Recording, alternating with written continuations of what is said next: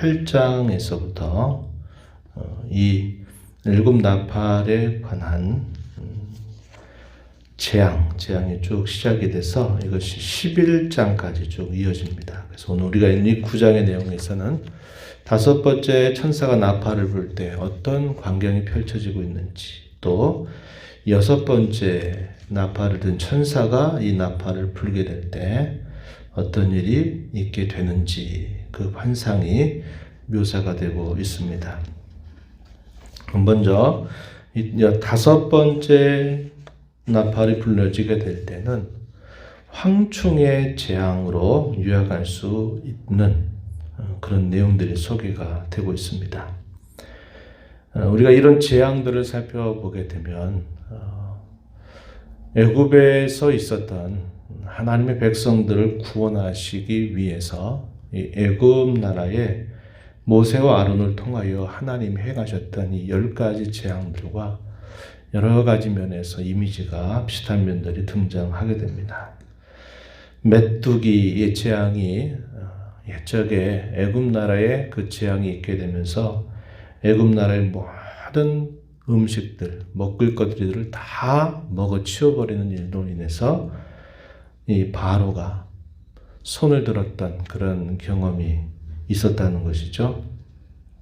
근데 그런 재앙들이 처음에는 이스라엘 백성들과 애굽 백성들이 구별이 되지 않는 것처럼 보이는데 이 재앙이 계속 펼쳐져 가게 되고 그 재앙의 강도가 높아져 가면서 하나님께서 이스라엘 백성들, 고센 땅이라고 하는 곳에 있는 이스라엘 백성들에게는 그 재앙이 미치지 않게 하는 반면에 애굽의 왕과 애굽의 백성들이 살고 있는 곳에는 그 재앙이 그대로 미치게 되는 것을 보게 됩니다. 그래서 이것이 모든 사람이 당하는 그야말로 큰 시련이나 어려움의 성격이 아니라 하나님을 대적하는 백성들에 대한 하나님의 심판이다. 그것을 분명하게 보여주시는 것을 우리가 확인하게 되죠. 그와 같이 여기 다섯째 나팔이 불어서 황충의 재앙이 닥치게 될 때에도 우리가 읽은 말씀 중에 먼저 4절을 한번 보시기 바랍니다. 9장 4절 보시면은 이렇게 말하죠. 그들에게 이르시되 땅에 풀이나 푸른 것이나 각종 수목은 해하지 말고 오직 이마에 하나님의 인침을 받지 않은 사람들만 해하라 하시더라. 이 표현을 보면 이러한 재앙 혹은 이러한 심판이 누구에게 임하느냐? 하나님의 백성들에게 임하는 것이 아니라 입맞지 아니한 자들, 곧 하나님을 대적하는 사람들, 믿지 않는 자들에게 닥치게 될 화라고 하는 것을 말해주고 있는 겁니다. 조금 전 말씀드렸던 것처럼 애굽에 시행됐던 그 무서운 재앙이 하나님의 백성들에게는 임하지 않는 반면에 애굽의 왕정과 그리고 백성들에게 미쳤던 것을 우리가 생각해 보면 여기에서 지금 제시되고 있는 이 나팔 재앙에 있어서도 입맞지 아니한 자들에게만 해하라 하는 이런 명령이 떨어지게 된 것을 보게 됩니다.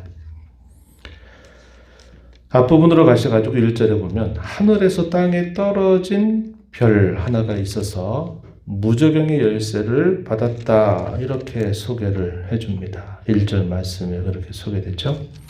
하늘에서 땅에 떨어진 별, 이것은 악한 천사를 우리에게 이야기해주는 말입니다. 악한 천사 하나가 있는데 무저경의 열쇠를 받았다. 지옥을 열고 닫고 할 수 있는 그런 권세, 그런 열쇠를 받았다. 이렇게 소개를 합니다. 그가 무저경을 여니 그 구멍에서 큰 화덕의 연기 같은 연기가 올라왔다.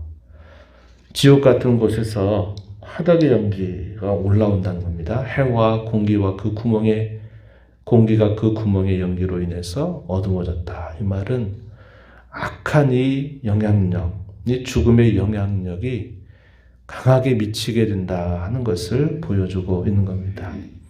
그리고 땅에 있는 정갈의 권세와 같은 권세를 받은 황충이 연기 가운데로부터 땅 위에 나온다. 이렇게 묘사가 되죠. 3절에 그렇게 묘사가 되는데 이들에게 주어진 명령은 우리가 확인한 것처럼 4절에 이마에 하나님의 인침을 받지 아니한 사람들만 해야라 하는 그런 명령이 떨어지게 됩니다. 그럼에도 불구하고 인침받지 않은 사람들에게 이 해하는 권세가 시행이 되지만 죽이지는 못하게 하시는 겁니다. 5절 앞부분에 보면 그러나 그들을 죽이지는 못하게 하시고 5달 동안 괴롭게만 하게 하셨다. 이렇게 말합니다. 그때가 되면 죽고 싶어도 죽음이 그들을 피하게 될 것이라고 말합니다. 6절 말씀에 그날에는 사람들이 죽기를 구하여도 죽지 못하고 죽고 싶으나 죽음이 그들을 피할 것이다. 이렇게 말씀합니다. 죽음이 모든 것들에 다 끝이 된다라고 생각하는 이 보편적인 사람들의 생각과 전혀 다르게 하나님의 심판이 시행이 될 때는 죽어도 죽지 못하고 온전히 그 죽음의 고통이 계속 그들에게 있게 될 것을 말하고 있는 겁니다. 이게 무서운 거죠. 사람들은 어차피 한번 살다가 죽을 건데 그 생각하고 그 죽음 이후에 모든 게 다 끝난다 이런 생각을 하고서는 사람들이 죄를 지어도 그걸 별로 두려워하지 않습니다.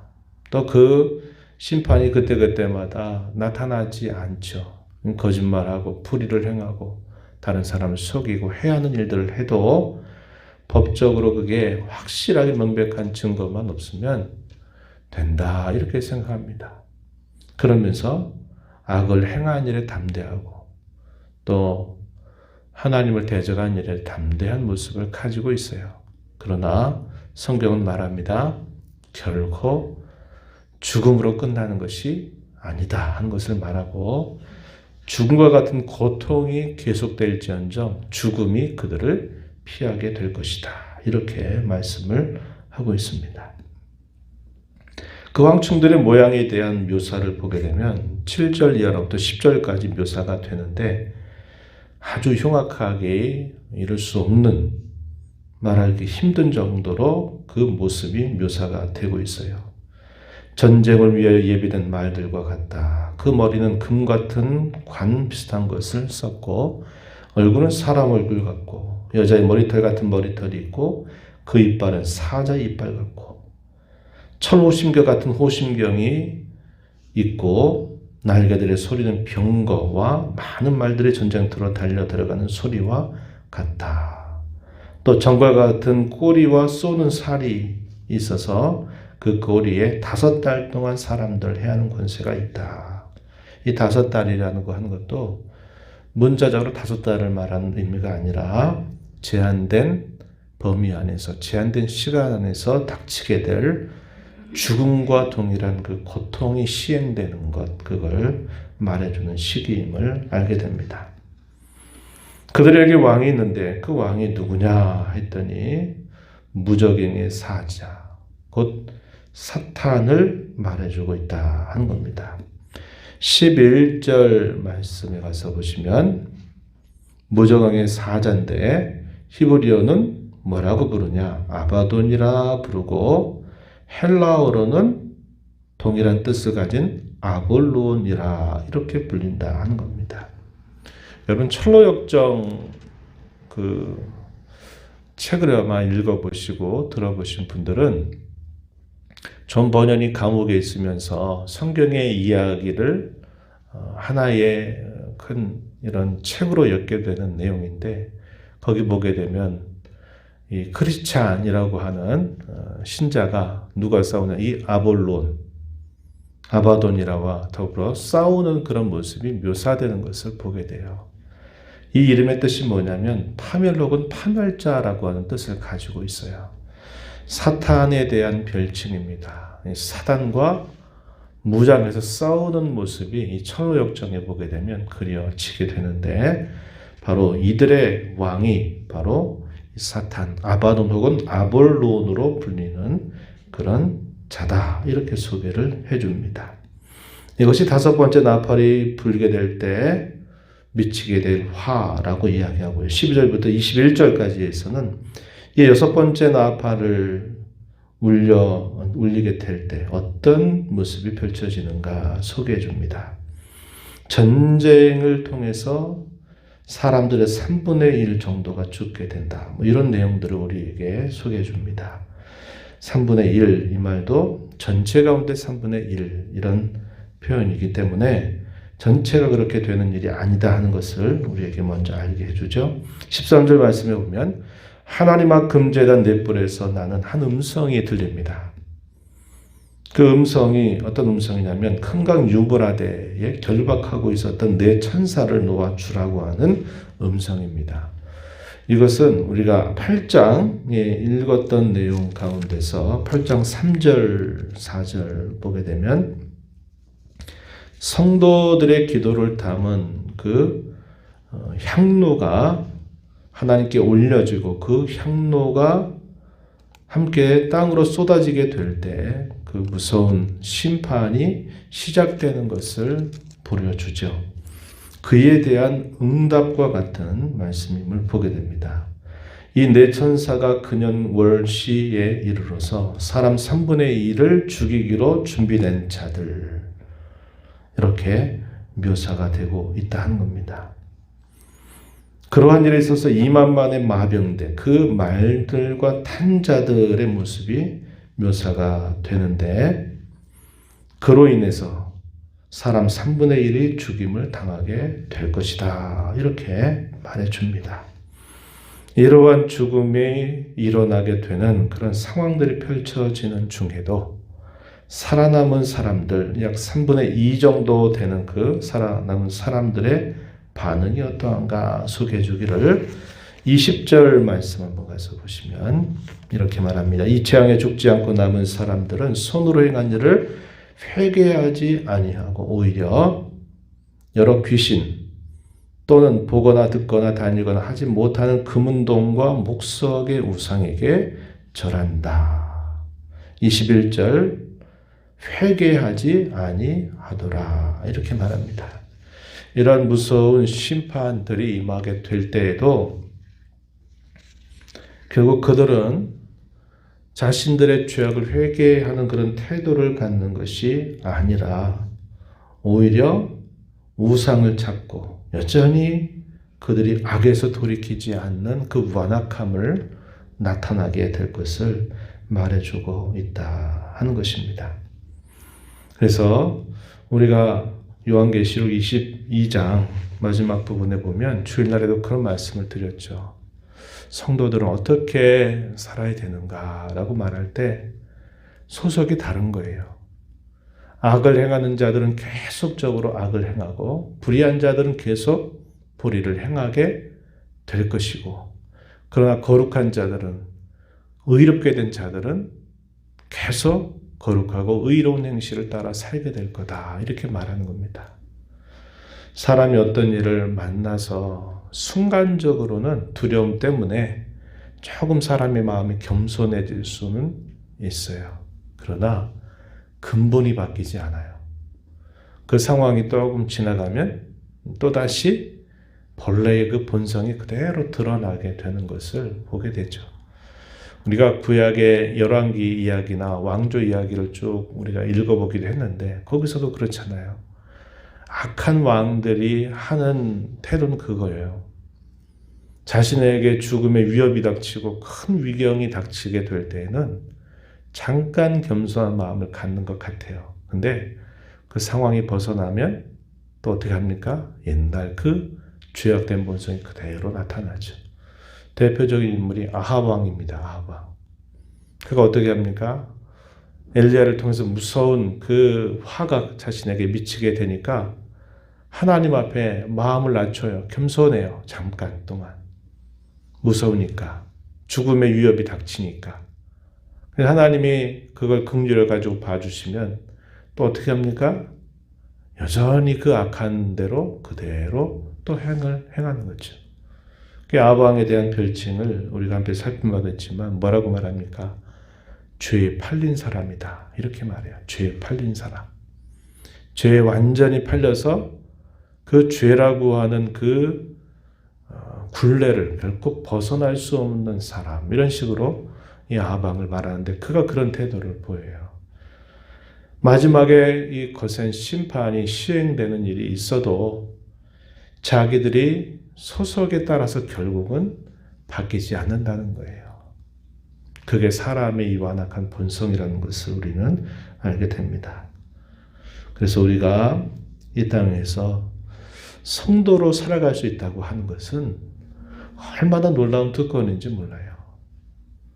그건 하나님께서 우리에게 값없이 주신 은혜로 말미암아 우리에게 주신 믿음의 선물을 통하여서 우리가 하나님을 믿고 섬기는 자가 된 거예요. 이건 사람이 지혜를 얻어서 얻는 것도 아니고 많은 소유와 명예와 부와 지위를 갖고 또 획득할 수 있는 것도 아닌 것입니다.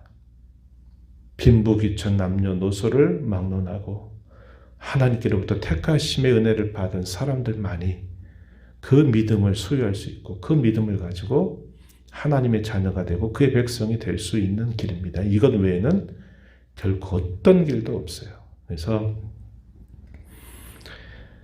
악한 자들은 끝까지 그 무서운 심판 속에서도 결국 자신의 악행을 드러내게 되는 것이고 구원받은 저와 여러분은 어떤 일이 있고 어떤 일이 닥쳐도 우리는 하나님 믿고 신뢰하는 자로 우리의 마음을 굳세게 붙들고 가야만 된다 하는 것입니다.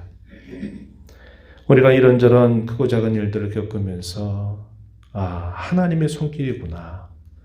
하나님 이렇게 하시는 거를 깨닫고 우리가 그분을 붙들고 의지할 수 있는 것은 큰 특권이고 은혜임을 우리는 기억합니다.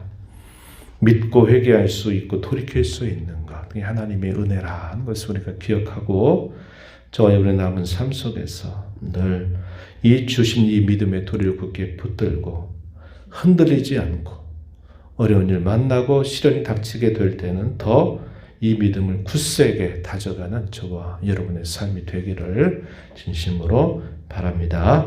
하나님 아버지 감사합니다. 이 새벽을 깨우며 또 주 앞에 저희 걸음 인도하셔서 오늘도 주께서 주시는 말씀을 통하여 우리의 장래에 어떠한 일들이 미치게 될지 구체적인 모든 내용들을 알지 못하지만 하나님 우리의 하늘아버지가 되시고 우리의 구원자가 되시며 우리를 돌보시는 분이 되셔서 어떤 시련과 어떤 일들 속에서도 저희들을 보호하시고 지켜주실 하나님이심을 다시 한번 확인하게 하시는 것을 감사드립니다. 죄 가운데 살았던 저희들을 건져내셔서 하나님의 존귀한 자녀가 되게 하시고 거룩한 자가 되게 하시고 의롭다 하심을 얻은 자 되게 하시니 걸음을 따라서 저희의 남은 생에 흔들림 없이 이 믿음의 행실을 잘 드러내며 살아가는 저희가 되게 해주시기를 간절히 바라옵나이다. 은혜의 보호자 앞에 나와 아버지 은혜를 구하는 모든 심령들의 간구를 귀 기울여 주시고 응답하시기를 바라며 예수님 이름으로 기도드리옵나이다. 아멘.